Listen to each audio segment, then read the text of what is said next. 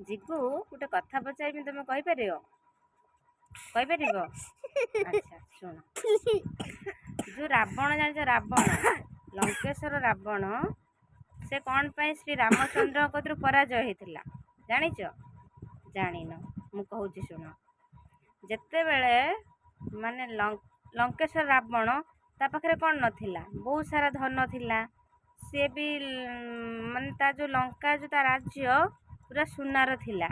ସେ ପରିବାର ଭିତରେ ବି ତାର ବଡ଼ ପରିବାର ଥିଲା। ରାବଣ ମାନେ ବହୁତ ଧନବାନ ବି ଥିଲା, ଆଉ ବହୁତ ବଳଶାଳୀ ବି ଥିଲା, ଆଉ ତାର ବହୁତ ବଡ଼ ପରିବାର ବି ଥିଲା।